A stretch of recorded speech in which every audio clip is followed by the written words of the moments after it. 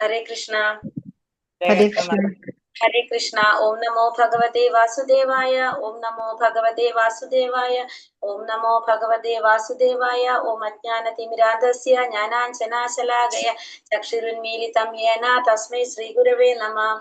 Namo Vishnu Padaya Krishna Prashtaya Bhudale Srimade Bhaktivedanta Swaminiti Namine. Namaste Saraswate Deve Gauravani Prajarine Nirvishesha Shunyavadi Paschatya Deshadarine. Jai Shri Krishna Chaitanya Prabhu Nityananda Shri Advaita Gadadhara Shri Vasadi Gaura Bhakta Vrinda. Hare Krishna Krishna Krishna Hare Hare Hare Rama Rama Rama Hare Hare.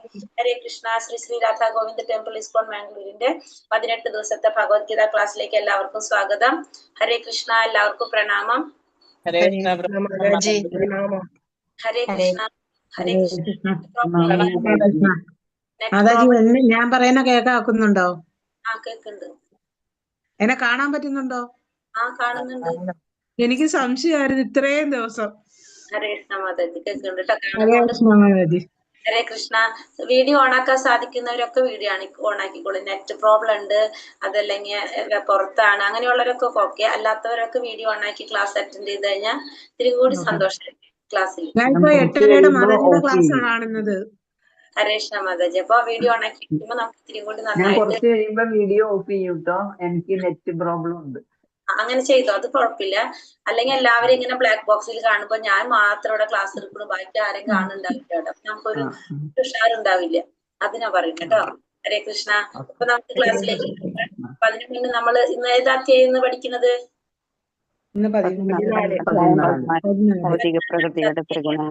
ഭൗതിക പ്രകൃതിയുടെ ത്രിഗുണങ്ങളെ കുറിച്ചാണ് നമ്മൾ ഇന്ന് പഠിക്കാൻ പോകുന്നത് അല്ലെ.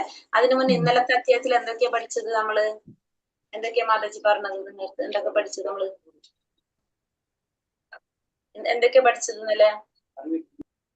പ്രകൃതി പുരുഷൻ, ക്ഷേത്രം, 3 പ്രകൃതി രൂപങ്ങള്,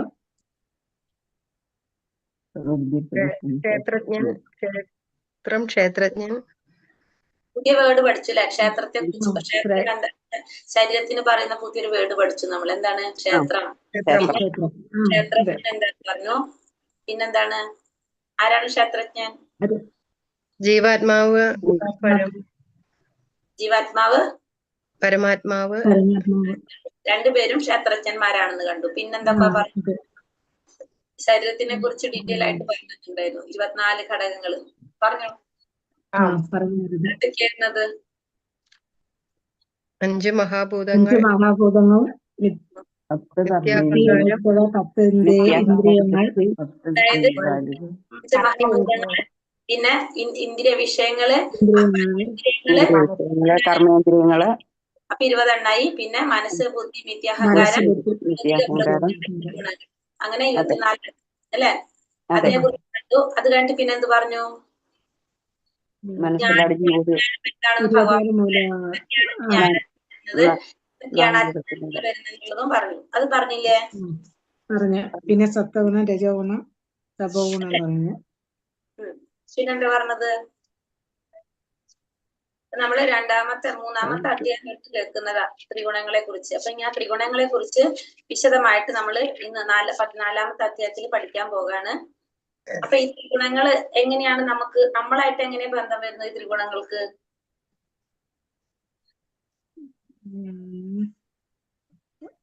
ത്രിഗുണങ്ങൾക്ക് എങ്ങനെയാ വരുന്നത്? അതെങ്ങനെയാ നമ്മളായിട്ട് ബന്ധം വരുന്നത്?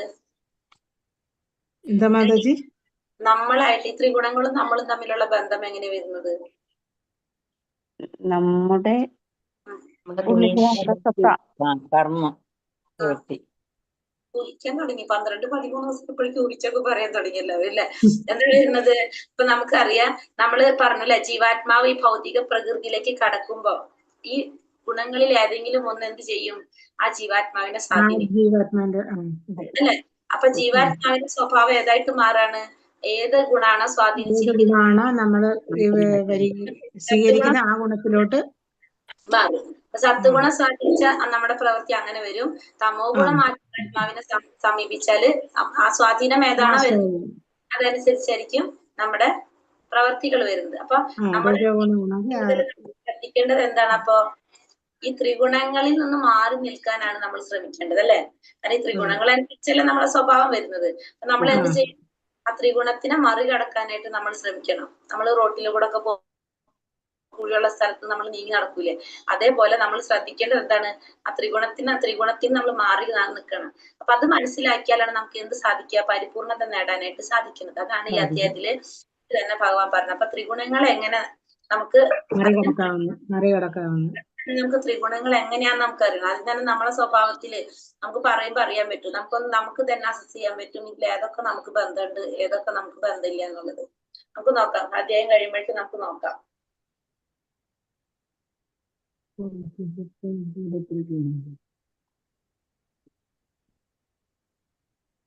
ഹരേ കൃഷ്ണ. ഹരേ കൃഷ്ണ. അപ്പൊ എല്ലാവർക്കും പ്രണാമം.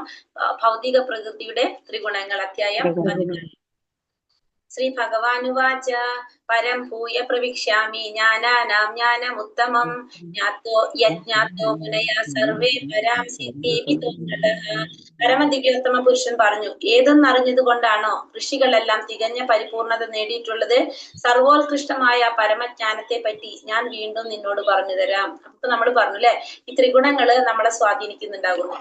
അപ്പൊ ആ ത്രിഗുണങ്ങളിൽ നിന്ന് നമ്മൾ എന്ത് ചെയ്യണം? അതിൽ നിന്ന് മറികടക്കാനായിട്ട്, അതിനെ തരണം ചെയ്യാനായിട്ട് നമുക്ക് സാധിക്കണം. അപ്പൊ ഇവിടെ പറയുന്നത്, ഭഗവാൻ എന്താ പറയുന്നത്? ഏതൊന്നറിഞ്ഞത് കൊണ്ടാണ്. അപ്പൊ എന്തോ അറിഞ്ഞത് കൊണ്ടാണ് ഋഷികൾക്ക് പരിപൂർണത നേടാനായിട്ട് സാധിച്ചിരിക്കുന്നത്. ആ സർവോത്കൃഷ്ടമായിട്ടുള്ള ജ്ഞാനത്തെ കുറിച്ച് ഞാൻ വീണ്ടും നിന്നോട് പറഞ്ഞു തരാം. അപ്പൊ ഋഷിമാർക്ക് ആ പരിപൂർണത നേടാനായിട്ട് സാധിച്ചത് എന്തറിഞ്ഞത് കൊണ്ടാണോ അതിനെ കുറിച്ച് ഞാൻ നിനക്ക് പറഞ്ഞു തരാന്നാണ് പറഞ്ഞത്. ഭഗവാൻ പറയുന്നത് ഇതിനെ കുറിച്ചാണ് അപ്പൊ പറയാൻ പോകുന്നത് ഇവിടെ.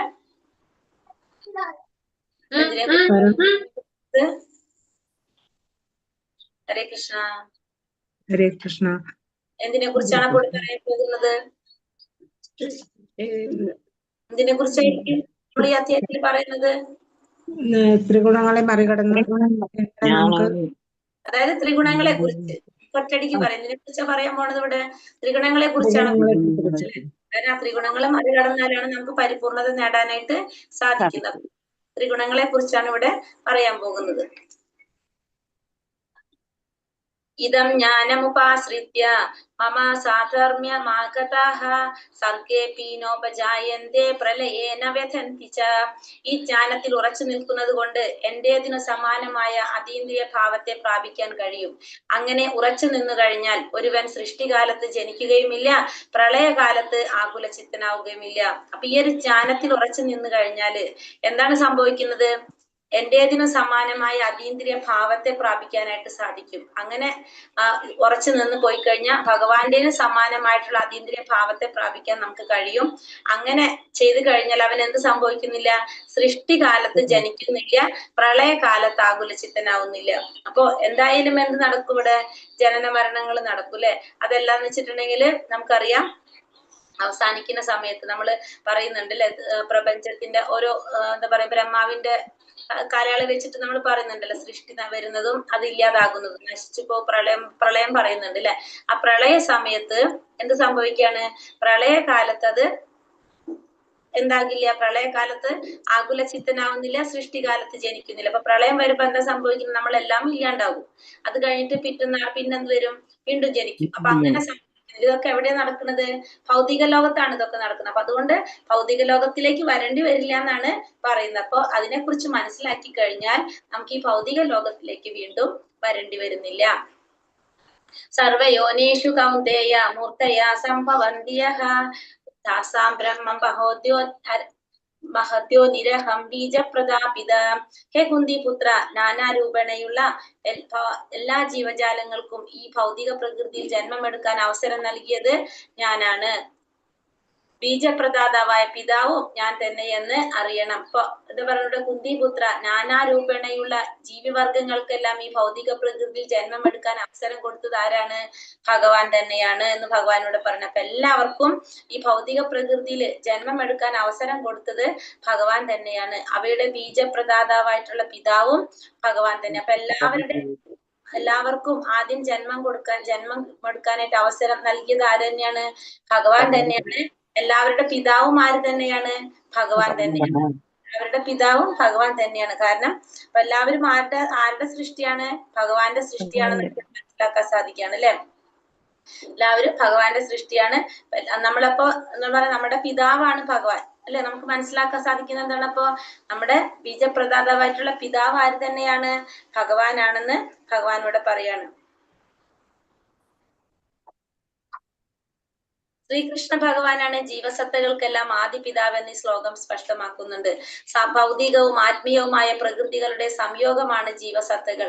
അങ്ങനെയുള്ള ജീവസത്തകൾ ഭൂലോകത്തിൽ മാത്രമല്ല ബ്രഹ്മാവ് വാഴുന്ന സമുന്നത ഗ്രഹത്തിൽ പോലും കാണപ്പെടുന്നു. ഭൂമിക്കുള്ളിലും വെള്ളത്തിലും അഗ്നിയിൽ പോലും ജീവികളുണ്ട്. എല്ലായിടത്തും ജീവസത്തകളുമുണ്ട്. അപ്പൊ ഭഗവാൻ എന്താ പറയുക, ശ്രീകൃഷ്ണനാണ് എല്ലാ ജീവജാലങ്ങൾക്കും ആദിപിതാവ്. ആരാണ്? ഭഗവാനാണെന്ന് ഈ ശ്ലോകത്തിലൂടെ പറഞ്ഞു തരാണ്. ഇപ്പൊ ജീവാത്മാവ് എന്ന് പറഞ്ഞതാണ് ഭൗതികമായിട്ടുള്ളതും ആത്മീയവുമായിട്ടുള്ള പ്രകൃതിയുടെ സംയോഗമാണ് ആര്? ഈ ജീവാത്മാക്കൾ എന്ന് പറയുന്നത്. ഈ ജീവാത്മാക്കള് നമ്മൾ ഈ ഭൗതിക ലോകത്തില് ഭൂലോകത്തില് മാത്രമല്ല ഉള്ളത്. എവിടെയൊക്കെ ഉണ്ട്? ബ്രഹ്മാവ് വാഴുന്ന ഗൃഹം. ബ്രഹ്മാവ് വാഴുന്ന ഗൃഹം ഏതാണ്? ഏറ്റവും ടോപ്പിലുള്ള ഗൃഹം, അതായത് ബ്രഹ്മലോകം അല്ലെങ്കിൽ സത്യലോകം എന്ന് പറയാം. ആ ബ്രഹ്മലോകം അല്ലെങ്കിൽ സത്യലോകം മുതല് എല്ലാവരും ഈ ജീവാത്മാക്കളുണ്ട്. ഭൂമിയിലുണ്ട്, വെള്ളത്തിലുണ്ട്, അഗ്നിയിലുണ്ട്. നമ്മൾ ഈ ഗ്രഹത്തിൽ മാത്രമല്ല, എല്ലാ ഗ്രഹങ്ങളിലും ആരുണ്ട്? ജീവാത്മാക്കളുണ്ട്. അപ്പൊ ഇതിന്റെ എല്ലാത്തിന്റെയും ഈ ജീവാത്മാക്കളുടെ എല്ലാതും എന്ന് പറയുന്നത് എങ്ങനെയാണ്? ഇതിന്റെ പിതാവ്, ആദ്യ പിതാവാണ് ഭഗവാൻ എന്ന് പറയാം. പിന്നെ നമ്മൾ ഈ ഭൂമിയിൽ മാത്രമല്ല എല്ലാ ഗ്രഹങ്ങളിലും ആരുണ്ട്? ഈ ജീവാത്മാക്കളുണ്ട്. അപ്പൊ അവരുടെ ആ ഗ്രഹത്തിൽ എങ്ങനെയാണോ ജീവിക്കേണ്ടത് അതിനനുസരിച്ചായിരിക്കും അവരുടെ ശരീരപ്രകൃതി. ഇപ്പൊ നമുക്കറിയാം, വെള്ളത്തിൽ ജീവിക്കുന്ന ജീവികള് അവരുടെ ശരീരം വ്യത്യാസമാണ്, അഗ്നിയിൽ ജീവിക്കുന്നത് വ്യത്യാസമാണ്. നമ്മളിപ്പോ ഭൂമിയിൽ ജീവിക്കുന്ന മനുഷ്യരുടെ വേറെ രീതിയിലാണ് അല്ലെ. ഇപ്പൊ ചന്ദ്രനിലാണെങ്കിലോ വേറെ രീതിയിലായിരിക്കും. അപ്പൊ ഓരോ സ്ഥലത്തും ജീവിക്കുന്ന എങ്ങനെയാണോ അതിനനുസരിച്ച് ജീവിതം അവിടെ അതിനനുസരിച്ചായിരിക്കും ഓരോരുത്തരുടെ ശരീരപ്രകൃതി ഉണ്ടാവുന്നത്. പക്ഷെ എല്ലാവരും എന്തുണ്ട്? ഈ ജീവജാലങ്ങളുണ്ട്. ഇപ്പൊ നമുക്കറിയാം 84 ലക്ഷം ജീവഗണങ്ങൾ. അത് വെള്ളത്തിലുള്ളതുണ്ടാവും, കരയിലുള്ളതുണ്ടാവും, സസ്യങ്ങളുണ്ടാവും, പക്ഷികളുണ്ടാവും, മനുഷ്യര്, മൃഗങ്ങൾ എല്ലാതും എന്തിൽ വരുന്നുണ്ട്? കടലിനടിയിലൊക്കെ നോക്കിക്കഴിഞ്ഞാൽ നമുക്കറിയാം എല്ലാം ജീവജാലങ്ങളുണ്ട്. ഇതിനെല്ലാത്തിനും ബീജം പ്രദാനം ചെയ്തത് ആര് തന്നെയാണ്? ഭഗവാൻ തന്നെയാണെന്ന് ഭഗവാനോട് പറയാണ്. സത്വം രജസ്തമ ഇതി ഗുണ പ്രകൃതി സംഭവാഃ നിപതന്തി മഹാബാഹോ ദേഹേ ദേഹീനമവ്യയം. ഹേ മഹാബാഹുവായ അർജുന, 3 ഗുണങ്ങൾ അടങ്ങിയതാണ് ഭൗതിക പ്രകൃതി. അപ്പൊ ഈ ഭൗതിക പ്രകൃതി എന്ന് പറയുന്നത് 3 ഗുണങ്ങൾ അടങ്ങിയിട്ടുള്ളതാണ് ഭൗതിക പ്രകൃതി. അതൊക്കെയാണ് സത്വ രജ തമോ ഗുണങ്ങൾ. ശാശ്വതനായ ജീവാത്മാവിന് പ്രകൃതി സംയോഗം ഉണ്ടാകുന്നതോട് അത് ഈ ഗുണങ്ങളാൽ ബദ്ധനാകുന്നു. അപ്പോ ശാശ്വതനായിട്ടുള്ള ഈ ജീവാത്മാവിന് പ്രകൃതി സംയോഗം ഉണ്ടാകുന്നതോടുകൂടി, പ്രകൃതിയുമായിട്ട് സംയോഗം ഉണ്ടാകുമ്പോൾ എന്ത് സംഭവിക്കുകയാണ്? ഈ ഗുണങ്ങളാൽ ബന്ധനാകാണ് ചെയ്യുന്നത്. അപ്പൊ നമുക്കറിയാം, ഈ ഭൗതിക പ്രകൃതിയിലേക്ക് ജീവാത്മാവ് വരുമ്പോ നമ്മളിപ്പോ ഒരു വീട്ടിലേക്ക് കടക്കുന്ന പോലെ, നമ്മൾ വീട്ടിലേക്ക് കടന്നു കഴിഞ്ഞാൽ നമ്മൾ ആ വീട്ടിലെ നിയമങ്ങൾ നമ്മൾ പാലിക്കേണ്ടി വരും അല്ലെ. നമ്മളൊരു വീട്ടിൽ വരാണ്, നമ്മളപ്പോ നമ്മളെ ഇഷ്ടത്തിന് നമുക്ക് അവിടെ ജീവിക്കാൻ സാധിക്കും. നമ്മൾ ആ ഒരു വീട്ടിലേക്ക് വരുമ്പോ, നമ്മളെ വീടല്ല വേറൊരു വീട്ടിലേക്ക് നമ്മൾ വരാണ്. അപ്പൊ അവിടെ നമുക്ക് നമ്മളേതായ രീതിയിലുള്ള നിയമങ്ങൾ നമുക്ക് ഉണ്ടാക്കാൻ സാധിക്കും? അവിടെ ഇല്ല. അവിടെ എന്താണ്? ആ വീട്ടിലെ നിയമം എന്താണ് അത് നമ്മൾ അനുസരിക്കേണ്ടതായിട്ട് വരും. അങ്ങനെയല്ല നമുക്ക്. അപ്പൊ അതേപോലെ തന്നെ നമ്മളിപ്പോ ഈ ഭൗതിക പ്രകൃതിയിലേക്ക് ജീവാത്മാവ് വരുമ്പോ, ജീവാത്മാവ് എങ്ങനെയാണ്? ജീവാത്മാവ് നമ്മൾ 2ാമത്തെ അധ്യായത്തിൽ പഠിക്കുന്നുണ്ട്. ജീവാത്മാവിന്റെ പ്രത്യേകതകൾ എന്തൊക്കെയാണ്? ഹരേ കൃഷ്ണ. ഇല്ല അവിടെ എല്ലാവരും? ഹരേ കൃഷ്ണ.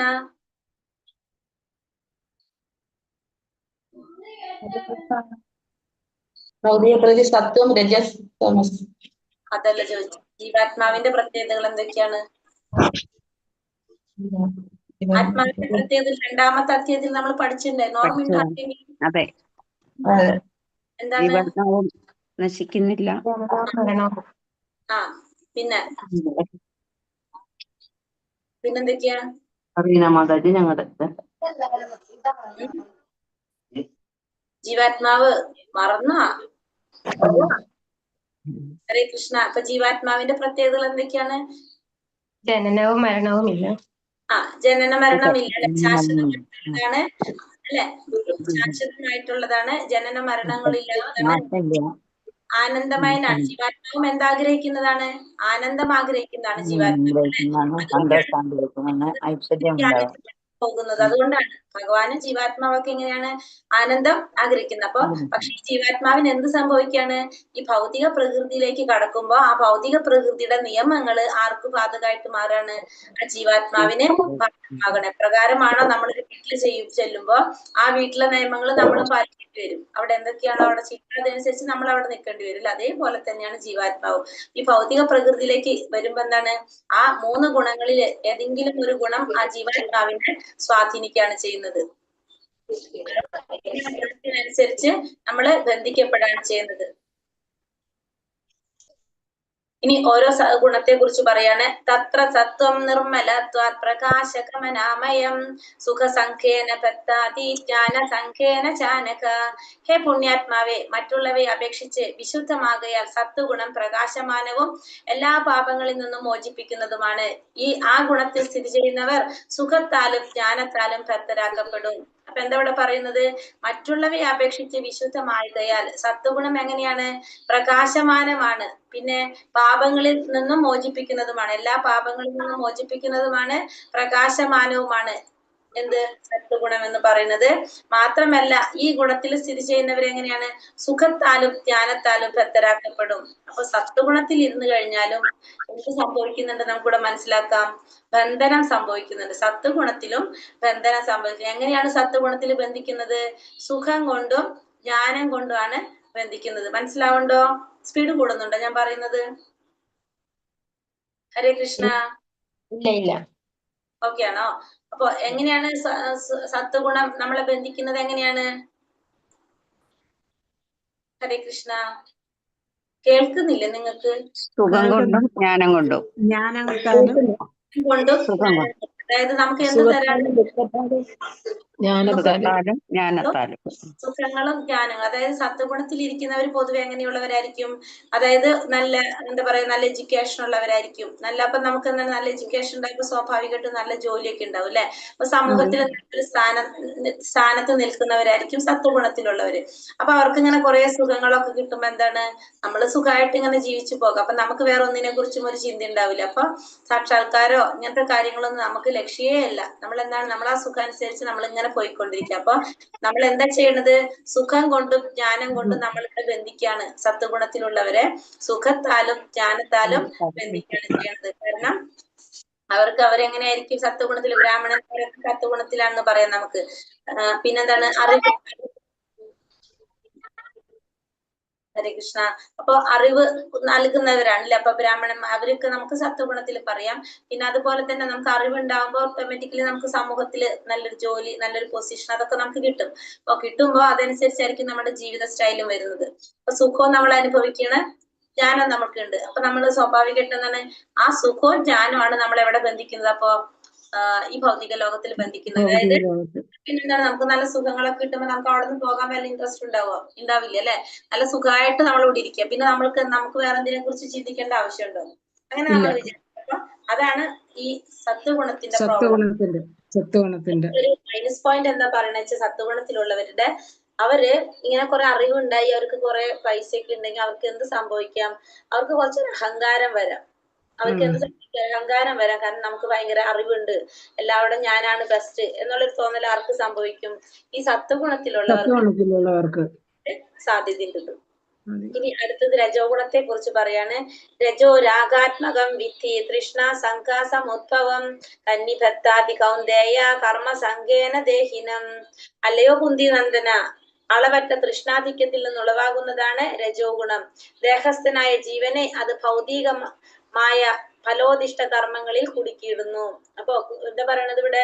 അളവറ്റ തൃഷ്ണാധിക്യത്തിൽ നിന്നുളവാകുന്നതാണ് എന്ത്? രജോ ഗുണം എന്ന് പറയുന്നത്. തൃഷ്ണ എന്ന് വെച്ചാൽ ആഗ്രഹം. അളവറ്റ ആഗ്രഹത്തിൽ നിന്നാണ് എന്തുണ്ടാകുന്നത്? രജോ ഗുണം വരുന്നത്. രജോ ഗുണത്തില് ദേഹസ്ഥനായ ജീവൻ അത് ഭൗതികമായ ഫലോദിഷ്ട കർമ്മങ്ങളിൽ കുടുക്കിയിടാണ്. അപ്പൊ രജോ ഗുണത്തിന്റെ പ്രോബ്ലം എവിടെയാ വരുന്നത്?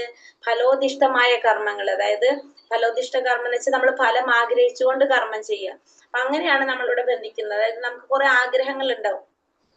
അപ്പൊ നമുക്ക് ആഗ്രഹങ്ങൾ ഉണ്ടാവും എന്ന് പറഞ്ഞാല് നമ്മളിപ്പോ ഒരു എന്താ പറയുക, നമ്മളൊരു വീടുണ്ട്, നമുക്ക് ഒരു അത്യാവശ്യം കുഴപ്പമില്ലാത്ത നല്ലൊരു വീട് നമുക്കുണ്ട്. അപ്പൊ നമ്മൾ ആഗ്രഹിക്കുകയാണ്. അളവറ്റ തൃഷ്ണാധിക്യം എന്നല്ല പറഞ്ഞത്. അപ്പൊ നമുക്ക് അതിനേക്കാളും വലിയൊരു വീട് വേണം നമ്മൾ വിചാരിക്കുകയാണ്. നമുക്ക് ആഗ്രഹിക്കാണ്. പക്ഷെ നമുക്ക് അത്രയും നമ്മളെ കയ്യിൽ പൈസ ഇല്ല, നമുക്ക് അത്രയും വലിയ ജോലിയൊന്നുമല്ല. പക്ഷെ നമുക്ക് അതിനേക്കാളും വലിയ, അതായത് നമ്മളെ സാഹചര്യത്തിനേക്കാളും വലിയൊരു വീട് വേണമെന്ന് നമ്മൾ ആഗ്രഹിക്കുന്നത്. അപ്പൊ എന്ത് വേണ്ടി വരും? നമ്മൾ അതിന് വേണ്ടിയിട്ട് കഠിന പ്രയത്നം ചെയ്യേണ്ടി വരും അല്ലെ? നമ്മൾ കഷ്ടപ്പെട്ട് ബുദ്ധിമുട്ടി ജോലി ചെയ്യേണ്ടി വരും, അങ്ങനെയൊക്കെ ചെയ്യേണ്ടി വരും. അപ്പൊ അതൊക്കെ ചെയ്യാൻ യാതൊരു മടി മാർക്ക് ഉണ്ടാവില്ല, ഈ രജോ ഗുണത്തിലുള്ളവർക്ക് ഉണ്ടാവില്ല. അവരുടെ ഒക്കെ ആഗ്രഹം എപ്പോഴും എന്താണ്? നല്ല കുടുംബം വേണം, നല്ല വീട് വേണം, നല്ല വണ്ടി വേണം, എല്ലാം നന്നായിട്ട് വേണം, ഉള്ളതിനേക്കാളും നന്നാക്കണം എന്നുള്ളൊരു ചിന്തയാണ് ആർക്കുണ്ടാകുന്നത്? ഈ രജോ ഗുണത്തിലുള്ളവർക്ക് ഉണ്ടാകുന്നത്. അപ്പൊ അതുകൊണ്ട് അവരെന്ത് ചെയ്തുകൊണ്ടിരിക്കും? അവർ ഇത്തരത്തില് കഷ്ടപ്പെട്ട് കഠിനാധ്വാനം ചെയ്യാനായിട്ട് അവർക്ക് യാതൊരു മടിയില്ലാത്തവരാണ് ഈ രജോ ഗുണത്തിലുള്ള വ്യക്തികൾ. മനസ്സിലായോ? അതെ. ക്ലിയർ ആയോ പറഞ്ഞത്? ഇനി അടുത്തത് എന്താ പറഞ്ഞത്? തമസ്തജ്ഞാനജം വിധി മോഹനം സർവദേഹിനാം പ്രമാദാലസ്യ നിദ്രാഭി സന്നിബദ്ധാതി ഭാരത. ഭാരതപുത്ര, അജ്ഞാനജന്യമായ തമോ ഗുണമാകട്ടെ സർവശരീരികളെയും വ്യാമോഹിപ്പിക്കുന്നതാണ്. ഈ ഗുണത്തിന്റെ ഫലങ്ങളായ പ്രമാദം, അലസത, നിദ്ര എന്നിവ ബദ്ധ ജീവാത്മാവിനെ കുടുക്കിയിടുന്നു.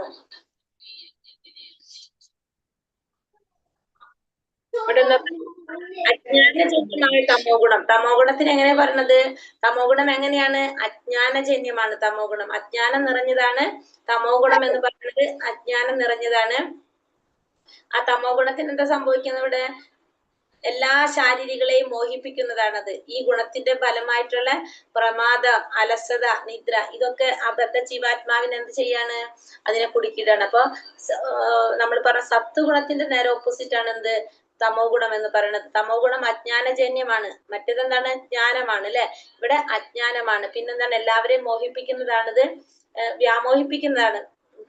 എല്ലാവരെയും വ്യാമോഹിപ്പിക്കാന്ന് വെച്ചാൽ എന്താണ്? വ്യാമോഹം. നമ്മളെന്ത് ചെയ്യുന്ന? വ്യാമോഹം എന്ന് പറഞ്ഞിട്ടില്ലേ? സമ്മോഹം, വ്യാമോഹം, തെറ്റ് ചെയ്താൽ സാധിക്കാത്തൊരവസ്ഥ വരുന്നത് അല്ലെ നമുക്ക്. അപ്പൊ അങ്ങനെ നമ്മൾ ആ ഒരു അവസ്ഥയിലേക്ക് എത്തുന്നതാണ് നമ്മളെല്ലാവരെയും. പിന്നെ അത് മാത്രമല്ല, ഇതിന്റെ ഗുണത്തിന്റെ ഫലങ്ങൾ എന്താ പറയണത്? പ്രമാദം, അലസത, നിദ്ര. പ്രമാദം, അലസത, നിദ്ര, ഇത്തരത്തിലുള്ള സ്വഭാവങ്ങളാണ് ആരിൽ കാണുന്നത്? ബദ്ധ ജീവാത്മാവിൽ കാണുന്നത്, തമോ ഗുണം ബാധിച്ചവരിൽ കാണുന്നത്. ഇങ്ങനെയായിരിക്കും അവരിൽ കാണുന്ന സ്വഭാവം. പ്രമാദം, അലസത, നിദ്ര. അപ്പൊ ഇവരെ എന്തുകൊണ്ട് ബന്ധിക്കാണ് ഇവിടെ? ഇതുകൊണ്ട് ഈ ഭൗതിക ലോകത്തില് ബന്ധിച്ചിട്ടാണ്, ഈ തമോ ഗുണത്തില് ബന്ധിച്ചിട്ടാണ് ചെയ്യുന്നത്. അപ്പൊ 3 ഗുണങ്ങളെ കുറിച്ച് നമ്മൾ പറഞ്ഞു. സത്വഗുണം, രജോ ഗുണം, തമോ ഗുണം. സത്വഗുണം ജ്ഞാനം കൊണ്ടും സുഖം കൊണ്ടും ബന്ധിക്കുമ്പോ രജോ ഗുണം ഫലോദിഷ്ടമായ കർമ്മങ്ങൾ കൊണ്ട്, അതായത് ഫലം ആഗ്രഹിച്ചുകൊണ്ട് ചെയ്യുന്ന കർമ്മങ്ങളാലാണ് ഇവിടെ ബന്ധിക്കുന്നത്. രജോ ഗുണമാണെങ്കിലോ പ്രമാദം, അലസത, നിദ്ര, അതിലൂടെയാണ് ഈ ജീവാത്മാവിനെ ഇവിടെ ബന്ധിപ്പിക്കുന്നത്. എവിടെയാണ് ബന്ധിപ്പിക്കുന്നത്? ഹരേ കൃഷ്ണ. എവിടെയാണ് ജീവാത്മാവിനെ ബന്ധിച്ചിരിക്കുന്നത്? അപ്പൊ ഇതൊക്കെ കാരണം കൊണ്ട് നമ്മുടെ മനസ്സിലാ. നന്നായിട്ടുണ്ട് ഇത്രയും നേരം ഞാൻ പറഞ്ഞു തന്നിട്ട്. എവിടെയാ ബന്ധിപ്പിച്ചിരിക്കുന്നത്? ഭൗതിക ലോകത്ത്. ഭൗതിക ലോകത്തിലാണെങ്കിൽ നമ്മൾ ഈ ഭൗതിക പ്രകൃതിയിലേക്ക് കടക്കുമ്പോൾ എന്നും പറഞ്ഞിട്ടല്ല നമ്മൾ ഇതൊക്കെ തുടങ്ങിയത്. ആണോ? ആണല്ലേ? അപ്പൊ ഭൗതിക പ്രകൃതിയിലേക്ക് കടക്കുമ്പോ ഈ ജീവാത്മാവ് ഈ 3 ഗുണങ്ങളിൽ ഏതെങ്കിലും സ്വാധീനിക്കും. അപ്പൊ അതനുസരിച്ച് അതിന്റെ സ്വഭാവം വരുന്നു പറഞ്ഞതൊക്കെ ഓർമ്മയുണ്ടോ? അപ്പൊ എവിടെയാണ് ബന്ധിച്ചിരിക്കുന്നത്? ഈ ഭൗതിക ലോകത്തിൽ ബന്ധിച്ചിരിക്കുകയാണ്. ക്ലിയർ ആയോ? എന്തെങ്കിലും സംശയമുണ്ടോ ഞാൻ ഈ പറഞ്ഞതില്? ഇല്ല. ഹരേ കൃഷ്ണ. വീഡിയോ ഓൺ ആക്കാൻ പറ്റുന്നവർ ഓൺ ആക്കിയിരുന്നോളൂ കേട്ടോ. ക്ലാസ്സിൽ നമുക്ക് ശ്രദ്ധിച്ചിരിക്കാൻ പറ്റും. അപ്പൊ ഇവിടെ എന്താണ്? ഈ 3 ഗുണത്തിലുള്ളവരെ കുറിച്ചാണ് നമ്മൾ ഈ കാണുന്നത് അല്ലെ? ഇതിൽ ഏറ്റവും മുകളില് ഫ്രഷ് വെജിറ്റബിളും ഹെൽത്ത് സ്വീറ്റ് ജ്യൂസി ഒക്കെ ആയി കാണുന്നതാണ് സത്വഗുണത്തിലുള്ളവരാണ്. പിന്നെ ആ മീറ്റ് സ്റ്റോളിന്റെ അടുത്തുള്ളത് ആരായിരിക്കും? തമോ ഗുണത്തിലുള്ളവരായിരിക്കും. പിന്നെ നമ്മുടെ ടേബിളിന്റെ അവിടെ ഡ്രിങ്ക്സ് ഒക്കെ പിടിച്ചിരിക്കുന്നവരായിരിക്കും? രജോ ഗുണത്തിലുള്ളവരായിരിക്കും.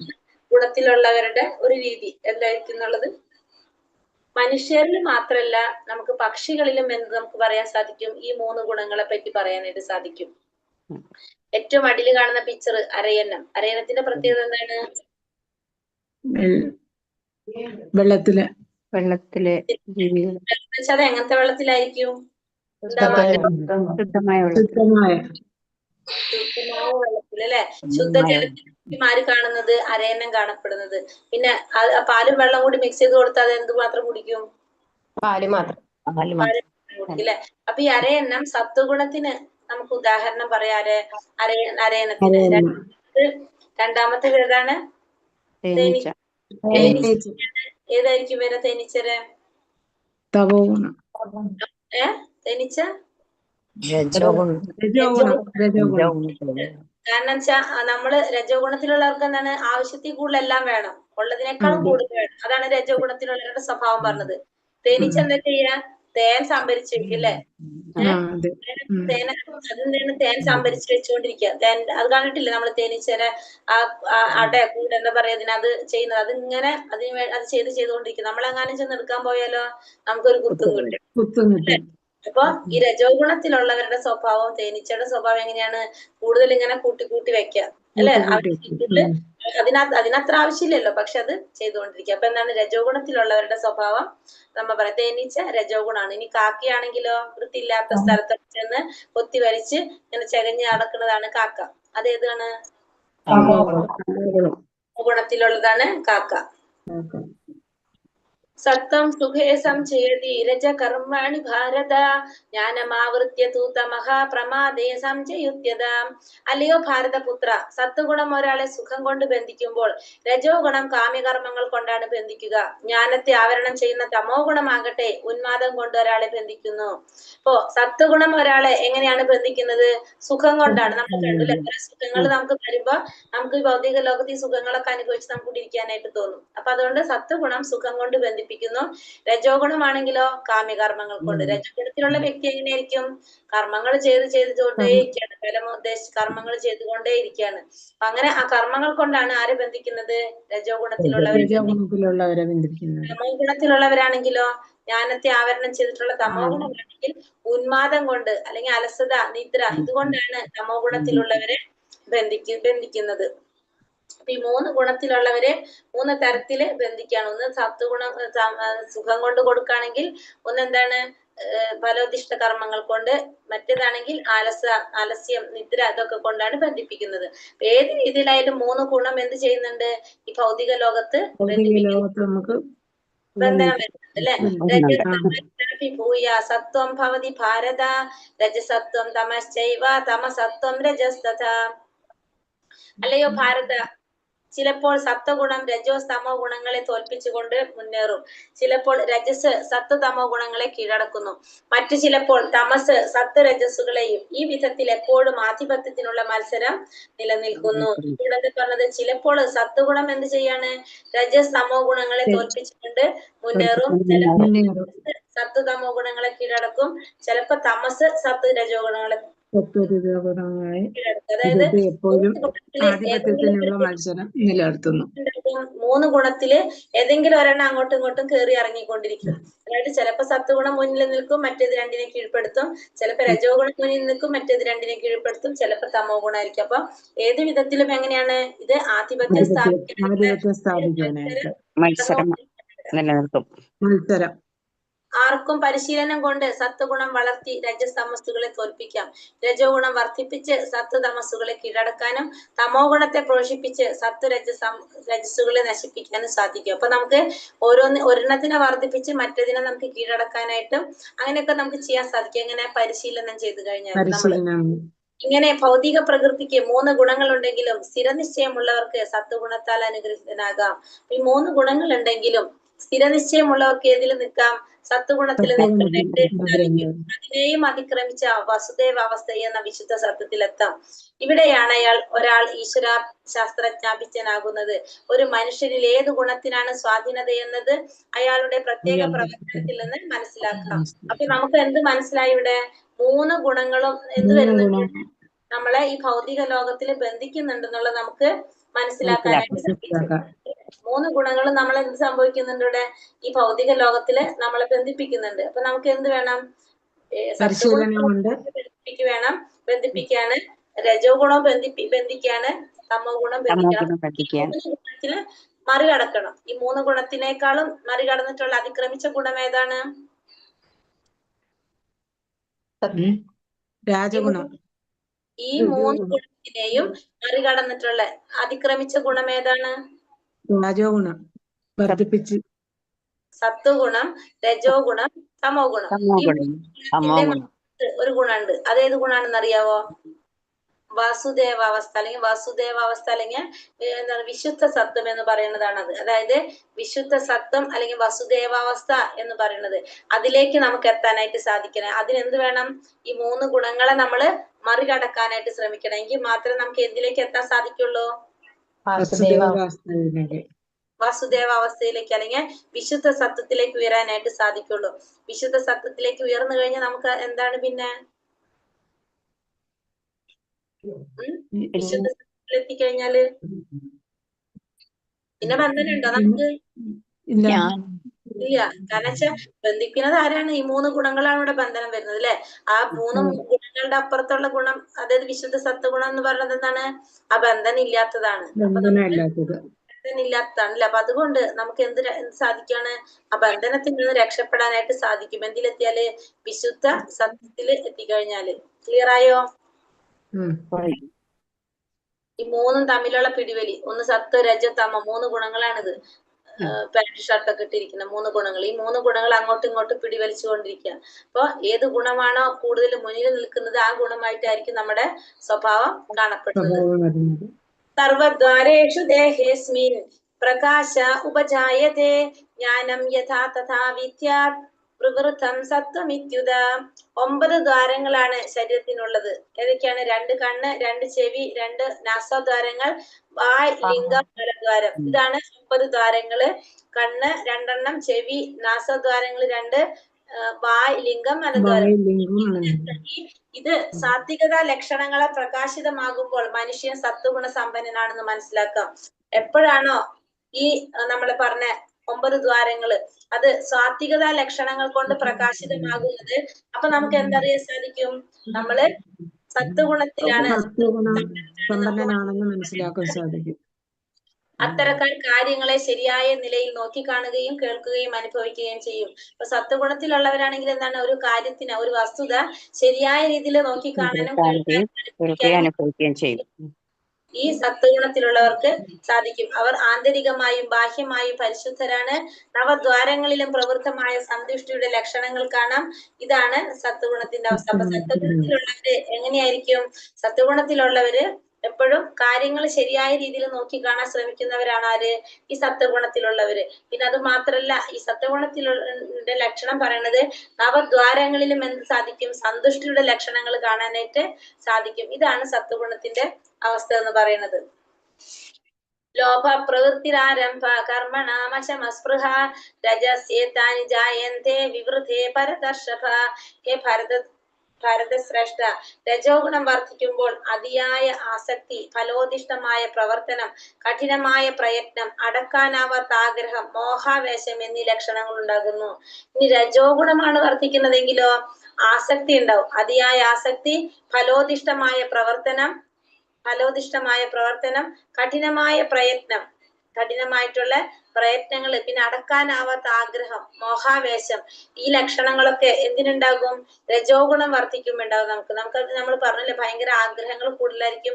ഈ ആഗ്രഹം നടക്കാൻ വേണ്ടിയിട്ട് നമ്മൾ കഠിനാധ്വാനം ചെയ്തുകൊണ്ടിരിക്കും. ഇതാണ് എന്തിൽ പറയുന്നത്? രജോ ഗുണത്തിൽ പറയുന്നത്. രജോ ഗുണം വർദ്ധിച്ചു വരുമ്പോൾ നമുക്ക് ആസക്തി കൂടുതലായിരിക്കും. ഫലോദിഷ്ട പ്രവർത്തനങ്ങൾ ചെയ്യാനായിട്ടുള്ള വാസന കൂടുതലാണ്. മാത്രമല്ല നമുക്ക് എന്താണ്? നമുക്ക് കഠിന പ്രയത്നം ചെയ്യാനും പിന്നെ നമുക്ക് എന്താണ് അടക്കാനാവാത്ത ആഗ്രഹങ്ങൾ, ഇതൊക്കെ ആരിൽ കാണാൻ സാധിക്കും? ഈ രജോ ഗുണത്തിലുള്ള വ്യക്തികളിൽ കാണാനായിട്ട് സാധിക്കും. അപ്രകാശോ പ്രവൃത്തിശ്ച പ്രമാദോ മോഹ ഏവച താമസ്യേതാനി ജായന്തേ വിവൃതേ കുരുനന്ദന. കുരുനന്ദന, തമോ ഗുണം വളരുമ്പോൾ തേജസ്സില്ലായ്മ, അകർമ്മണ്യത, പ്രമാദം, വ്യാമോഹം എന്നിവ പ്രകടമാകുന്നു. അപ്പൊ തമോ ഗുണമാണ് വളരുന്നതെങ്കിൽ തേജസ്സില്ലായ്മ, അകർമ്മണ്യത, പ്രമാദം, വ്യാമോഹം ഇതൊക്കെ എന്തിൽ വരാണ്? തമോ ഗുണത്തിൽ വരുന്നതാണ് അല്ലെ. തമോ ഗുണം വരുമ്പോ തേജസ് ഉണ്ടാവില്ല. തേജസ് ഇല്ലെങ്കിൽ അവിടെ എന്തുണ്ടാവില്ല? ജ്ഞാനം ഉണ്ടാവില്ല. പിന്നെ അതുപോലെ തന്നെ കർമ്മം ചെയ്യാനായിട്ട് അകർമ്മണ്യത എന്തുണ്ടാവില്ല? മടിയന്മാരായിരിക്കില്ല. കർമ്മമൊന്നും ചെയ്യാനായിട്ട് അവർക്ക് യാതൊരു ആഗ്രഹവും ഉണ്ടാവില്ല. തന്നിഷ്ടം പോലെ ഒരു ഉദ്ദേശം ഇല്ലാതെ പ്രവർത്തിക്കുന്നവരായിരിക്കും ആര്? ഈ തമോ ഗുണത്തില് ഉള്ളവര്. സാത്വികർ മരിക്കുമ്പോൾ ഋഷിവര്യന്മാരുടെ നിർമ്മലങ്ങളായ ഉത്കൃഷ്ട ലോകങ്ങളിൽ എത്തുന്നു. രജോ ഗുണത്തോടെയാണ് മരിക്കുന്നതെങ്കിൽ ഫലം ഉദ്ദേശിച്ച് കർമ്മങ്ങൾ ചെയ്യുന്നവർക്കിടയിൽ ജനിക്കും. തമോ ഗുണത്തോടെയാണ് മരിക്കുന്നവര് മൃഗങ്ങളായിട്ടായിരിക്കും പിറക്കുക. അപ്പൊ സാത്വികർ മരിക്കുമ്പോ എങ്ങനെയാണ് ഉത്കൃഷ്ട ലോകങ്ങളിലേക്ക് പോകാനാണ് സാധിക്കുന്നത്. സാത്വികർക്ക് ഋഷിവര്യന്മാരുടെ അല്ലെങ്കിൽ നിർമ്മലമായിട്ടുള്ള ഉത്കൃഷ്ട ലോകങ്ങളിലേക്ക് പോകാനായിട്ട് സാധിക്കും. രജോ ഗുണത്തോടെയാണ് മരിക്കുന്നതെങ്കിലോ ഫലമുദ്ദേശിച്ച് കർമ്മം ചെയ്യുന്നവർക്കിടയിലാണ് ജന്മം എടുക്കുന്നത്. രജോ ഗുണത്തോടെ മരിച്ചു കഴിഞ്ഞാല്. തമോ ഗുണത്തോടെയാണ് മരിക്കുന്നെങ്കിലോ മൃഗങ്ങളായിട്ടായിരിക്കും പിറക്കുന്നത്. അപ്പൊ തമോ ഗുണത്തോടെ മരിച്ചു കഴിഞ്ഞാൽ നമ്മൾ എന്ത് ചെയ്യും? നമ്മൾ മൃഗമായിട്ട് ജന്മം എടുക്കേണ്ടതായിട്ട് വരും. രജോ ഗുണത്തിലാണെങ്കിലോ ഫലം ഉദ്ദേശിച്ച് കർമ്മം ചെയ്യുന്നവർക്കിടയിൽ അങ്ങനെയുള്ളവർക്കിടയിലായിരിക്കും ജന്മം എടുക്കുക എന്ന്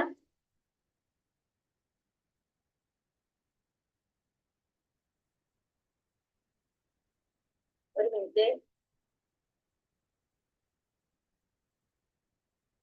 ഹരേ കൃഷ്ണ. ദീപാവലി ആയതുകൊണ്ട് ഭയങ്കര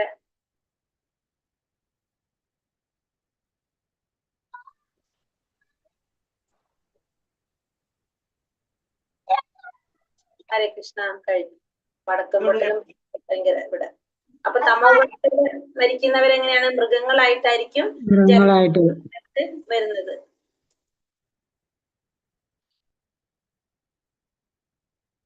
സത്കർമ്മത്തിന്റെ ഫലം വിശുദ്ധമാണ്. അത് സ്വാത്വിക ഗുണത്തിലാണെന്ന് പറയപ്പെടുന്നു. സത്കർമ്മത്തിന്റെ ഫലം എപ്പോഴും എങ്ങനെയായിരിക്കും?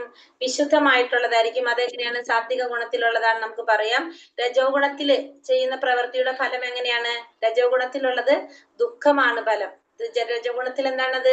നമ്മള് ഫലം ആഗ്രഹിച്ചുകൊണ്ട് കർമ്മം ചെയ്തുകൊണ്ടിരിക്കുകയാണല്ലേ. അപ്പൊ നമുക്കത് നടക്കാതെ വന്നാൽ എന്ത് സംഭവിക്കും? നമുക്ക് ദുഃഖം സംഭവിക്കും. അപ്പൊ അതുകൊണ്ട് രജോ ഗുണം ദുഃഖം തരുന്നതാണ്. തമോ ഗുണത്തിലുള്ളവരാണെങ്കിലോ മൗഢ്യവും അജ്ഞാനം. അവരുടെ പ്രവർത്തനത്തിന്റെ ഫലം എങ്ങനെയാണ്? മൗഢ്യം നിറഞ്ഞതും അജ്ഞാനം നിറഞ്ഞതായിരിക്കും തമോ ഗുണത്തിലുള്ളവരുടെ പ്രവർത്തനത്തിന്റെ ഫലം എന്ന് പറയുന്നത്. ഞാൻ പറയുന്നത് മനസ്സിലാവുന്നുണ്ടോ? ഹരേ കൃഷ്ണ. മനസ്സിലാവുന്നുണ്ട്. ഊർധം ഗച്ഛന്തി സത്വസ്ഥ മധ്യേ തിഷ്ഠന്തി രാജസഃ ജഗന്യ ഗുണവൃത്തിസ്ഥ അഥോ ഗച്ഛന്തി താമസഃ.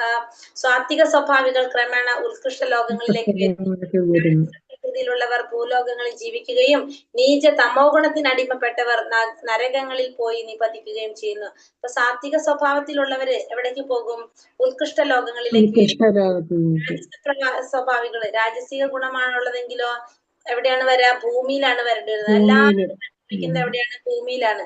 രാജസികത്തിലുള്ളവര് ഈ ഫലോദിഷ്ട കർമ്മങ്ങൾ ചെയ്യാൻ ആഗ്രഹിക്കുന്നവരൊക്കെ എവിടെ ഉണ്ടാവും? ഭൂമിയിൽ വരും. നീചമായ ഗുണത്തിന് അടിമപ്പെട്ടവര് എവിടെ പോയിട്ട് വസിക്കും? നരകങ്ങളിൽ പോയിട്ട് നിവസിക്കാണ് ചെയ്യുന്നത്. അപ്പൊ സാത്വികത്തിലുള്ളവര് ഉത്കൃഷ്ട ലോകങ്ങൾ, അതായത് ഭൂമിയുടെ മുകളിലുള്ള ലോകങ്ങളിലേക്ക് പോകും. രാജസ സ്വഭാവികൾ ഭൂമിയിൽ വന്ന് ജനിക്കും. ങ്ങളിലേക്കാണ് പോകുന്നത്. ശരീര സംബന്ധികളായ ഈ 3 ഗുണങ്ങളെയും അതിക്രമിക്കാൻ സാധിച്ച ശരീരസ്ഥനായ ജീവന് ജനന മരണ വാർദ്ധക്യം മുതലായ ക്ലേശങ്ങളിൽ നിന്ന് മുക്തനായി ഈ ജീവിതത്തിൽ തന്നെ അമൃത ആസ്വദിക്കാൻ സാധിക്കും. അപ്പൊ ഈ 3 ഗുണങ്ങളെയും നമുക്ക് അതിക്രമിക്കാൻ സാധിച്ചു കഴിഞ്ഞാൽ നമുക്ക് എന്ത് പറ്റാണ്? ജന്മ മൃത്യു ജരാവ്യാധി, അല്ലെ, ജനന മരണ വാർദ്ധക്യം, ഇതിൽ നിന്നൊക്കെ നമുക്ക് രക്ഷപ്പെട്ട് ഈ ജീവിതത്തിൽ നമുക്ക് എന്താ ആസ്വദിക്കാൻ സാധിക്കും? അമൃതം. എന്താണ്? മരണമില്ലാത്തൊരവസ്ഥ നമുക്ക് ആസ്വദിക്കാനായിട്ട് സാധിക്കും. അതായത് ഭഗവാന്റെ അടുത്തേക്ക് പോകാനായിട്ട് നമുക്ക് സാധിക്കും. നമുക്ക് എന്തുള്ളത്? ജനന മരണങ്ങളുള്ളത്. അതിൽ നിന്ന് രക്ഷപ്പെടാനായിട്ട് നമുക്ക് സാധിക്കും. ഇനി അടുത്ത എന്താ പറയുന്നത്? ഭഗവാൻ പറയാണ്, പ്രകാശത്തിന്റെയോ ആസക്തിയുടെയോ വ്യാമോഹത്തിന്റെയോ സാന്നിധ്യത്തിൽ ആർക്ക് വെറുപ്പുണ്ടാകുന്നില്ലയോ?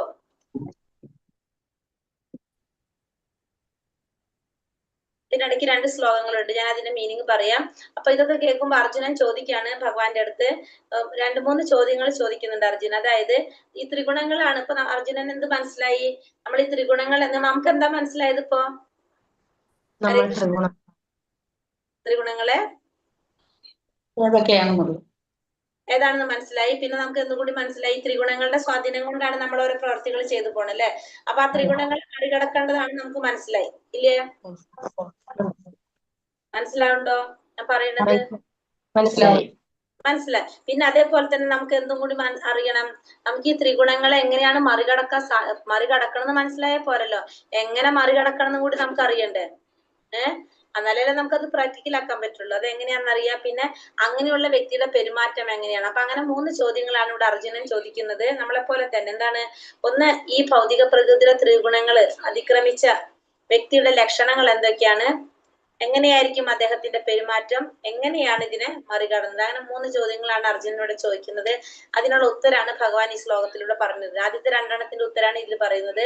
ഭഗവാൻ എന്താ പറയുന്നത്, പ്രകാശത്തിന്റെയോ ആസക്തിയുടെയോ വ്യാമോഹത്തിന്റെയോ സാന്നിധ്യത്തിൽ ആർക്ക് വെറുപ്പുണ്ടാകുന്നില്ലയോ, അവയുടെ അസാന്നിധ്യത്തിൽ അത് വേണമെന്ന ആഗ്രഹം ഉണ്ടാകുന്നില്ലയോ, പ്രകൃതി ഗുണങ്ങൾ ഉളവാക്കുന്ന പ്രതികരണങ്ങളിൽ ആര് പ്രക്ഷുബ്ധനാവാതിരിക്കുന്നുവോ, പ്രകൃതി ഗുണങ്ങളാണ് പ്രവർത്തന നിരതങ്ങളായിരിക്കുന്നതെന്ന് മനസ്സിലാക്കി ഉദാസീനനും അവയ്ക്ക് അതീതനുമായിരിക്കുന്നത് ആരാണോ, ആത്മനിഷ്ഠനായി സുഖദുഃഖങ്ങളെ തുല്യനിലയിൽ കാണുന്നോ, ആരുടെ ദൃഷ്ടിയിൽ മൺകട്ടയും കല്ലും പൊന്നും വ്യത്യസ്തമല്ലയോ, ആർക്ക് അപ്രിയമായോ പ്രിയമായോ യാതൊന്നുമില്ലയോ, ധീരനും നിന്ദകളിലും സ്തുതികളിലും മാനത്തിലും അപമാനത്തിലും സമചിത്തനും ശത്രുമിത്ര ഭേദമില്ലാത്തവനും നിരുദ്യമനുമായ ആ വ്യക്തിയെ ഗുണാതീതൻ എന്ന് പറയാം. അപ്പൊ എന്താണ്, പ്രകാശത്തിന്റെയോ ആസക്തിയുടെയോ വ്യാമോഹത്തിന്റെയോ സാന്നിധ്യത്തില് നമുക്ക് വെറുപ്പുണ്ടാകുന്നില്ല, അതില്ലെങ്കിൽ അത് വേണമെന്നുള്ള ആഗ്രഹം ഉണ്ടാകുന്നില്ല, രണ്ടുമില്ല. അത് ഇല്ലെങ്കിൽ വേണമെന്നും തോന്നണില്ല, ഉണ്ടെങ്കിൽ നമുക്ക് അതിനോട് വെറുപ്പില്ല. പിന്നെ അടുത്തത് ഉണ്ടാകുന്നില്ല, അവയുടെ സാന്നിധ്യത്തിൽ വെറുപ്പ് ഉണ്ടാകുന്നില്ല, അസാന്നിധ്യത്തില് പ്രകൃതി ഗുണങ്ങൾ ഉളവാക്കുന്ന പ്രകൃതി ആര് പ്രക്ഷുബ്ധനാവാതിരിക്കുക. അപ്പൊ ഭൗതിക പ്രകൃതിയുടെ പ്രതികരണങ്ങളിൽ നമുക്ക് എന്ത് വരുന്നില്ല, നമുക്കൊരു പ്രക്ഷുബ്ധത വരുന്നില്ല, നമുക്കൊരു ടെൻഷൻ വരുന്നില്ല. പിന്നെ പ്രകൃതി ഗുണങ്ങളാണ് പ്രവർത്തന നിരതങ്ങളായിരിക്കുന്നത് മനസ്സിലാക്കി ഉദാസീനനും അവയ്ക്ക് അതീതനുമായി ഇരിക്കുന്നത് ആരാണോ, ഈ ഭൗതിക പ്രകൃതിയുടെ ത്രിഗുണങ്ങളാണ് എല്ലാത്തിനും കാരണം എന്ന് മനസ്സിലാക്കിയിട്ട് നമ്മൾ എങ്ങനെ ഇരിക്കുക, ഉദാസീനനായിട്ട് ഇരിക്കുക. പിന്നെ ആയിരിക്കുന്നു പിന്നെ ആത്മനിഷ്ഠനായിട്ട് സുഖദുഃഖനായിട്ട് സുഖദുഃഖങ്ങളെല്ലാം തുല്യ നിലയിൽ കാണുന്നത് ആരാണോ, ആരുടെ ദൃഷ്ടിയിലാണോ മൺകട്ടയും കല്ലും പൊന്നും വ്യത്യസ്തമല്ലാത്തത്, ആർക്കാണോ പ്രിയമായിട്ടും അപ്രിയമായിട്ടും യാതൊന്നുമില്ലാത്തത്, അങ്ങനെ. പിന്നെ അത് മാത്രല്ല ധീരനും മാനത്തിലും സമചിത്തനായിരിക്കുക. നമ്മളൊരാള് നിന്ദിച്ചാലും സ്തുതിച്ചാലും മാനം വന്നാലും അപമാനം വന്നാലും നമുക്ക് എങ്ങനെയാണ്, ഒരേപോലെ സമചിത്തനായിരിക്കുക. പിന്നെ ശത്രുക്കളോടും മിത്രങ്ങളോടും ഒരേ ഭാവത്തിലിരിക്കുക.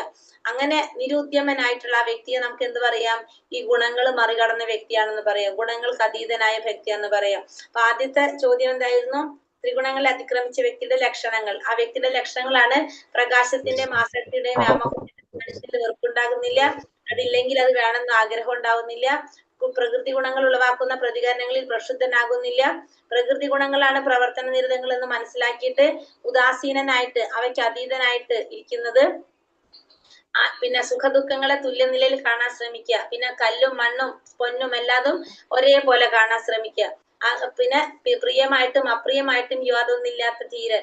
അങ്ങനെയുള്ളവരാണ് എന്ത്, ഈ പറഞ്ഞ ഭൗതിക പ്രകൃതിയുടെ ത്രിഗുണങ്ങളെ അതിക്രമിച്ചത്. ഇനി ആ വ്യക്തിയുടെ പെരുമാറ്റം എങ്ങനെയായിരിക്കും, ആ വ്യക്തി ആരും നിന്ദിച്ചാലും സ്തുതിച്ചാലും മാനിച്ചാലും അപമാനിച്ചാലും എങ്ങനെയാണ്, സമചിത്തതയോടെ ഒരേപോലെ ആയിരിക്കും കാണുന്നത്, ശത്രുക്കളോടും മിത്രങ്ങളോടും ഒരേ ഭാവമായിരിക്കും ഉണ്ടായിരിക്കുന്നത്. അങ്ങനെയുള്ള അതൊക്കെയാണ് ആ വ്യക്തിയുടെ ലക്ഷണങ്ങൾ എന്ന് പറയുന്നത്. ഇനി അയാൾ എങ്ങനെയാണ് പ്രകൃതിയുടെ ത്രിഗുണങ്ങളെ മറികടക്കാന്നൊരു ചോദ്യം കൂടി ഉണ്ട്. അത് അടുത്ത ശ്ലോകത്തില് ഭഗവാനോട് പറഞ്ഞു തരുന്നുണ്ട് നമുക്ക്. ഇനി എങ്ങനെയാണ് നമുക്ക് ഇതിനെ മറികടക്കാൻ സാധിക്കുക എന്നാണ് അർജുനൻ ചോദിച്ചത്. അപ്പൊ അതിനുള്ള ഉത്തരാണ് ഇതിൽ പറയുന്നത്. മാംച യോവേപിചാരേണ ഭക്തി യോഗേന സേവത്തെ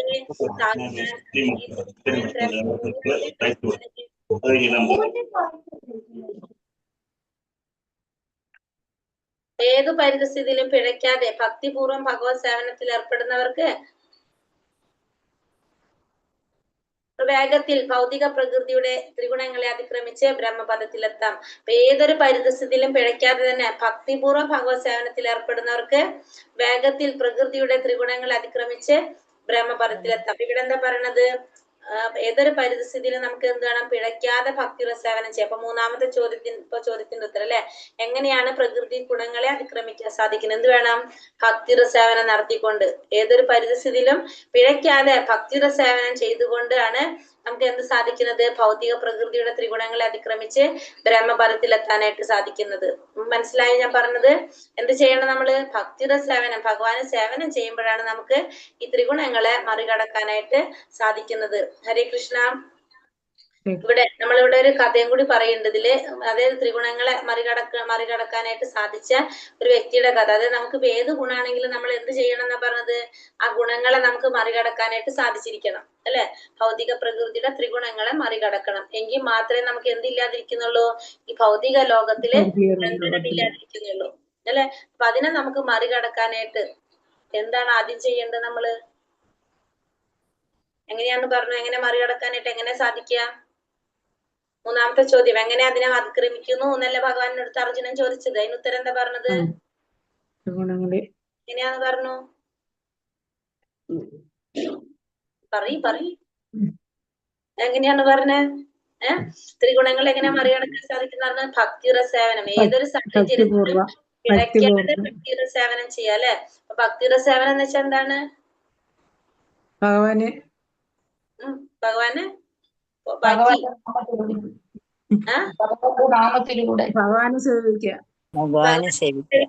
ഭഗവാൻ എങ്ങനെ സേവിക്കും? അതാണ് ചോദ്യം. നാമജപത്തിലൂടെ. ഹരേ കൃഷ്ണ. നാമം ജപിക്കുന്നുണ്ട് എല്ലാവരും? എത്ര നാമം ജപിക്കുന്നുണ്ട്? ജോലിയൊക്കെ ചെയ്യുമ്പോഴും ജപിക്കുന്നുണ്ട്, പക്ഷെ മുത്ത് വെച്ച് 108 പ്രാവശ്യം.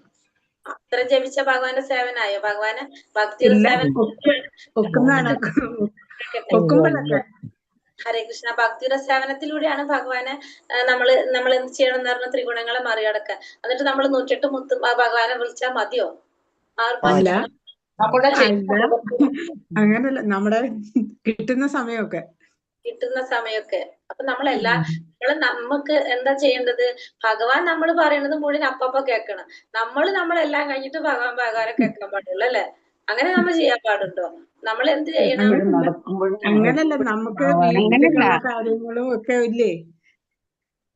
എന്നാലും നമുക്ക് സമയം ഉണ്ടാക്കണ്ടേ? നമ്മൾ രാവിലെ ചെയ്യാ, ഭഗവാന്റെ നാമം ജപിക്കുക. നമ്മൾ എപ്പോഴും ഭഗവാനെ കുറിച്ച് ഓർക്കുക. മാതാജി പറഞ്ഞാല് എന്ത് ചെയ്യണം? നാമം ജപിക്കുക.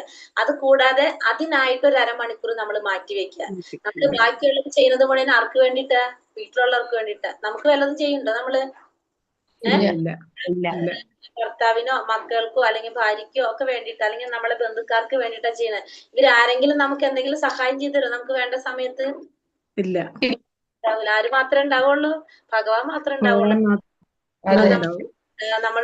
നിങ്ങൾ ലെവൽ 3 എത്തുമ്പോ നിങ്ങൾ പഠിക്കുന്ന ഒരു പുസ്തകമുണ്ട്, ഈശോപനിഷത്ത്. അതിലൊരു പ്രാർത്ഥനയുണ്ട് മന്ത്രത്തില്. അതായത് മരണസമയത്ത്, നമുക്ക് ആർക്കും അറിയില്ല, കാരണം നമ്മൾ ആ സിറ്റുവേഷൻ ഫേസ് ചെയ്തിട്ടില്ലല്ലോ ആരും മരണസമയം. ആ സമയത്ത് ഒരു പ്രാർത്ഥനയുണ്ട്. ഭഗവാന്റെ അടുത്ത് പ്രാർത്ഥിക്കാണ്, ഞാൻ ചെയ്തിട്ടുള്ള എല്ലാ കൃത്യങ്ങളും, ഈ ജന്മത്തിൽ ഞാൻ ചെയ്ത എല്ലാ കൃത്യങ്ങളും ഓർക്കണെന്ന്. ചെയ്തെങ്കിലല്ലേ നമുക്കത് പ്രാർത്ഥിക്കാൻ പറ്റുള്ളൂ. ചെയ്യാൻ പ്രാർത്ഥിക്കാൻ പറ്റുമോ? അപ്പൊ ഭഗവാൻ ചോദിക്കും, നീ എന്റെ നാമം ജപിക്കാണ്ട് ആ നേരത്ത് നീ വീട്ടിലത്തെ കാര്യങ്ങളെല്ലാം ചെയ്തുകൊണ്ടിരുന്നത്. ഇത് നിനക്ക് ആലോചിച്ചുകൂടിയായിരുന്നു? മാതാജി എന്തോരം പറഞ്ഞിട്ടുണ്ടായിരുന്നു ക്ലാസ്സിൽ നിന്നോട്? അത് ഞാൻ പറയിച്ചതായിരുന്നു, എന്നിട്ടും കേട്ടില്ലല്ലോ എന്ന് ചോദിക്കും ഭഗവാൻ, അല്ലെ?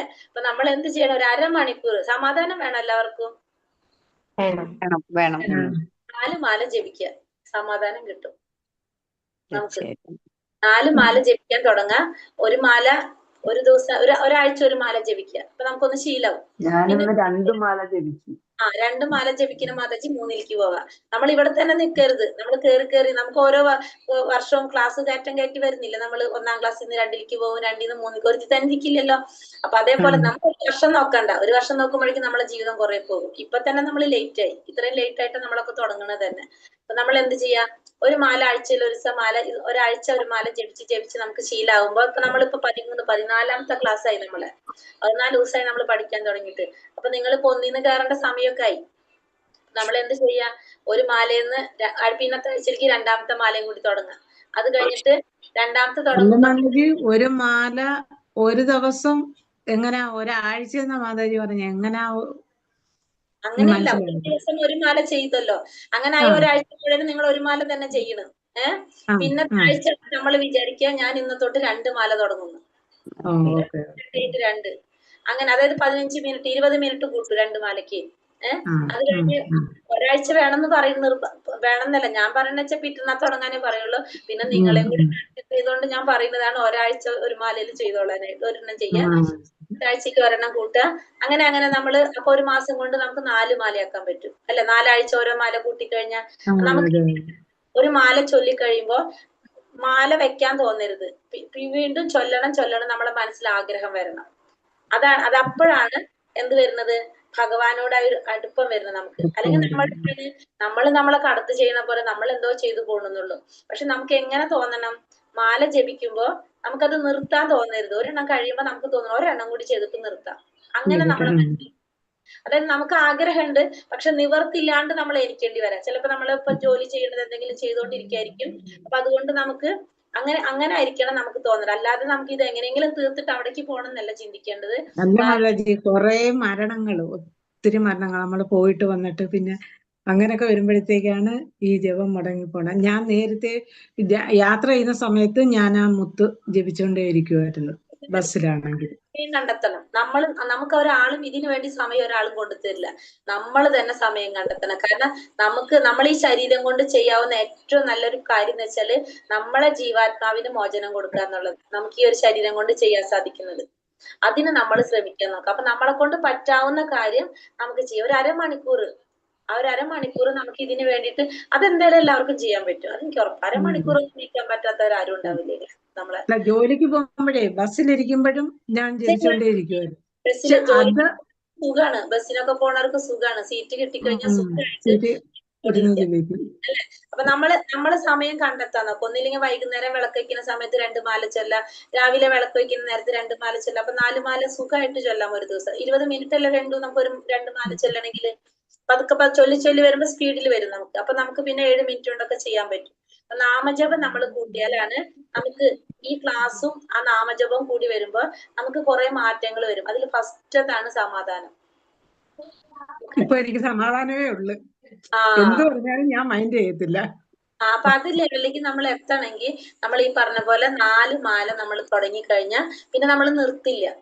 കാരണം നമുക്ക് ഏറ്റവും ഇഷ്ടമുള്ള വ്യക്തിനായിട്ടാണ് നമ്മൾ കൂടുതൽ സംസാരിക്കാൻ ആഗ്രഹിക്കുക അല്ലെ. ഇഷ്ടമുള്ളവരായിട്ടല്ലേ നമ്മൾ കൂടുതൽ സംസാരിക്കുന്ന സമയമായി അല്ലേ. ഇഷ്ടമുള്ളവരായിട്ടല്ലേ കൂടുതൽ സംസാരിക്കുക നമ്മള് സംസാരിക്കുന്നത്. കാരണം എന്താണ്, അപ്പൊ നമ്മള് വീട്ടിലുള്ളവരും എല്ലാവരുമായിട്ടാണ് നമ്മൾ കൂടുതൽ സംസാരിക്കുന്നത്. അപ്പൊ ഭഗവാനായിട്ട് നമ്മളെ സംസാരം കുറവാ ഇതായിട്ട് അല്ല. അപ്പൊ നമ്മള് എന്ത് ചെയ്യാം, 4 മാലയിലേക്ക് വരാനായിട്ട് നിങ്ങളൊക്കെ നോക്കാം. പതുക്കെ കൂട്ടി കൊണ്ടുവരാം. ഒറ്റയടിക്ക് പറ്റില്ലെങ്കിൽ പതുക്കെ കുറേശ്ശെ ഇരുന്ന് ജപിക്കാൻ പറ്റില്ലെങ്കിൽ നടന്ന് ജപിക്കാം.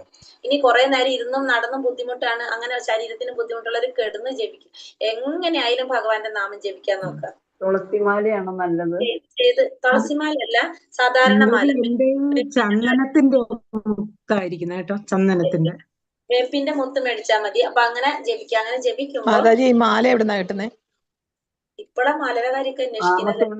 ഹരേ കൃഷ്ണ മാല കിട്ടുന്നത് ഇസ്കോണിന്റെ ഏത് സെന്ററിലും മാല കിട്ടും. എവിടെ നിന്നും കിട്ടും കേട്ടോ. നമുക്ക് ഓൺലൈനിൽ മേടിക്കാം, ഇസ്കോൺ സെന്ററിൽ നിന്നൊക്കെ മേടിക്കാൻ പറ്റും. ക്വസ്റ്റ്യൻ ആൻസർ നോക്കാം നമുക്ക് ആദ്യം. സമയം പോയിക്കൊണ്ടിരിക്കുകയാണെങ്കിൽ അല്ലെങ്കിൽ നിങ്ങളുടെ സമയം പോകില്ലേ, 8:30 ക്ലാസ്സിന്റെ സമയമായിപ്പോ. അപ്പൊ ക്വസ്റ്റ്യൻ ആൻസർ ശ്രീകൃഷ്ണ ഭഗവാനാണ് ജീവാത്മാക്കളുടെ എല്ലാം ആദ്യ പിതാവ് എന്ന് പറയുന്ന ശ്ലോകം ഏതാണ്? 14:4. 4ാമത്തെ ശ്ലോകം.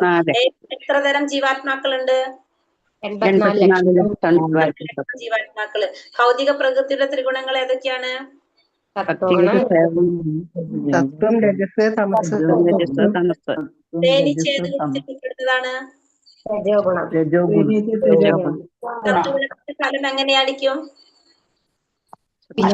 പ്രകാശമാനതും എല്ലാ ഭാവങ്ങളിൽ നിന്നും മോചിപ്പിക്കുന്നതുമാണ്. സുഖദുഃഖത്താലും ജ്ഞാനത്താലും ബന്ധിക്കപ്പെടുന്നതാണ് അല്ലെ. 26 ശ്ലോകത്തില് ഭഗവാൻ എന്താ പറയുന്നത്?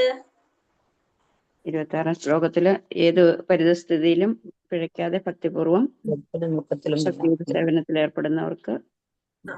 ആ ശ്ലോകം എല്ലാവരും നോട്ട് ചെയ്തേക്കുക. അതാണ് നമുക്ക് ഈ അധ്യായത്തിൽ നിന്ന് നമുക്ക് മനസ്സിലാക്കേണ്ട ഏറ്റവും വലിയൊരു കാര്യം. ഭൗതികതയിലൂടെ ത്രിഗുണങ്ങളെ അതിക്രമിച്ച് ബ്രഹ്മപദത്തിലെത്താം. അതാണ് ഭഗവാൻ പറയുന്നത്. ഏതൊരു പരിതസ്ഥിതിയിലും നമ്മൾ എന്ത് ചെയ്യണം? ഭഗവാനെ വിളിക്കുക, ഭഗവാന്റെ ഭക്തിയുടെ സേവനം ചെയ്യണം. അപ്പൊ നമ്മുടെ പരിതസ്ഥിതി നമ്മൾ എന്ത് ചെയ്യണം?